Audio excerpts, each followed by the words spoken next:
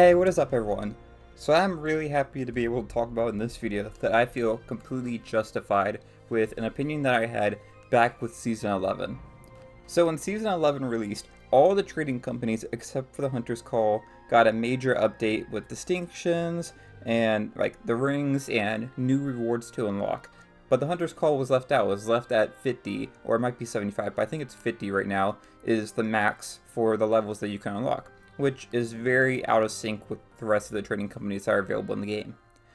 I theorized with this that they would have some kind of Hunter's Call update to go along with this and really like focus in on the Hunter's Call, and that's why it wasn't included with the Season 11 updates. Now, when we got the preview event for 2024, everyone that was kind of against that thought kind of was justified because we saw the roadmap for the rest of the year. I figured that something like Season 13 or 14 was going to be the Hunter's Call update, but as we know now, that's not what happened. But in the recent Sea of Thieves official podcast, they talked about Season 15 and that's going to be focused in on the Hunter's Call. So let's go ahead and take a look at what they actually said, and then we'll react to it. And they also talked about Reaper's Bones, which I'm excited about, so we're going to get new activities for both of these trading companies, which is really exciting. Into the new year as well. There is. So you actually already have spoken a little bit about what what I've said. Yeah, what have you said about what players might expect in Season 15. Do you want to, without maybe, let's not say more than you said already. Yeah, don't do that. That's my role. That's what I'm here for. Yeah. But yeah, what do you want to tease a few things about what players can expect? Yeah, I'd love to. I'd absolutely love to. Well, I think players that have been with us for a while won't be surprised to hear that we've always wanted to expand the Hunter's Call. And there's a little clue, to be honest, in Season 11 when we didn't expand the Hunter's Call at that time, that it may be something we're intending to do in the future. Why is that funny? That's a bad clue. No. I don't, it wasn't. The things that we didn't do. No. It's a clue. All of the companies were expanded in terms of distinctions, except the Hunter's Call. That's what I'm referring to. So that was a statement. It's a silent promise. It was a silent promise to our players. You hated the Hunter's Call? No, not at all. No. We think about Sea of Thieves. You can be a treasure hunter. You can be a merchant. You can be a bounty hunter. So you can kind of be a hunter, but you're more of a fisherman. So the idea of expanding that company for greater ways of play, so adding voyages, enriching it with emissary play, it's something we've wanted to do for a while. So that.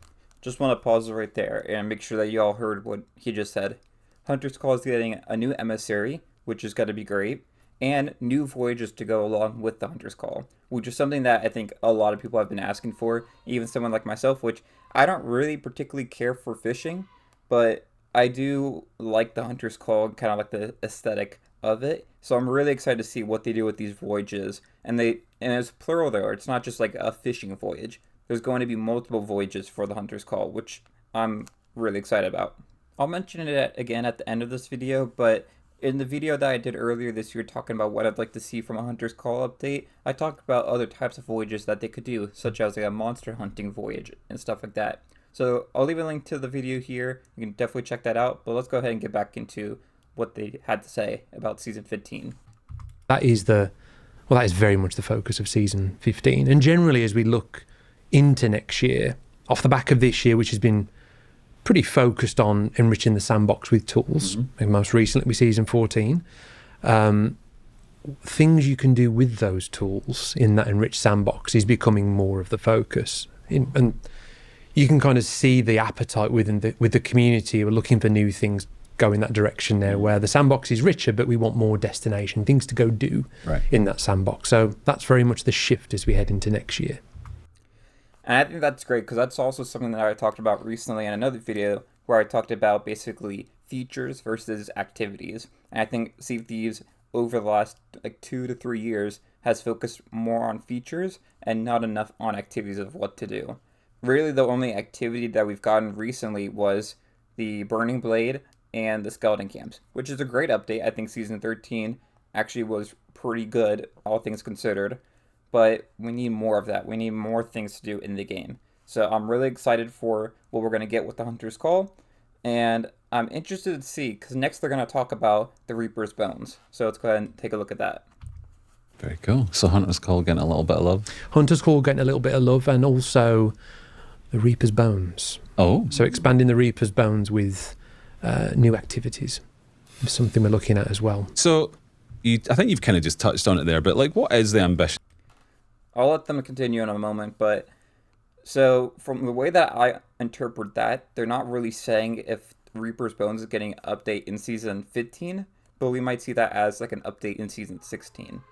I think the Reaper's Bones really could use some love. I think the Reaper's Bones is fine how it is currently, but I think it could be majorly improved with stuff like we've talked about in the past, like bounty voyages, not like the skeleton bounty voyages that we've had in the past, but like a bounty system where you can basically get like a compass or something that takes you to whoever has the most treasure in the game at that moment. So then it becomes kind of a race for the people with the most treasure to have to like go and sell their loot, and the person on the Reaper voyage trying to go and get that loot before they sell, and that kind of stuff. And I've talked about that more in depth in a previous video. I kind of just did a quick summary of that. But there's lots that you can do with Reaper's Bones. I think the Burning Blade that we got earlier this year is kind of a Reaper activity, even though it's technically a world event. I would view that more as like a Reaper activity in general. So I'm interested to see what they do with this. So let's go ahead and let them finish out right here. For next year, like this was a year of a lot of sandbox tools going in. What's 2025 for Sea of Thieves? I think it is very much around new things for players to go do within that sandbox. I mean, over and above everything we've already said about the health of the game, the integrity of the live experience, that is absolutely a focus. But I think, you know, tools are very much the lifeblood of the stories in Sea of Thieves, but I think adding completely new roles to play and new activities for players will become an increasing focus. Awesome. Very cool. Alright, so that basically covers what they had to say about that. They talk a little bit about, you know, also trying to work on game health and then just wrapping up the podcast. But I'm really excited for 2025 now after hearing this because, well, I think we've had some great updates with 2024. Even 2023, I think, had some good gems, even though we had major delays and Season 10 was a bit underwhelming. There was a lot of good stuff from last year and with this year. Stuff like the throwing daggers and the disguises that we just got recently, even the skeleton camps and stuff. All of that stuff is great, but what I'm really looking for is new things to do in the game. So before you leave, the thing that I would really recommend you watching is the video that I made after Season 11 came out, talking about what I would like to see with a major Hunter's Call update, because that really goes along well with this topic that we're talking about. So I'll leave that linked here. I'll also leave linked the video I did where I talked about activities versus features and why I think we need to rethink what content updates are in Sea of Thieves. So that's all I have for this video. If you enjoyed, it'd be great if you like and subscribe.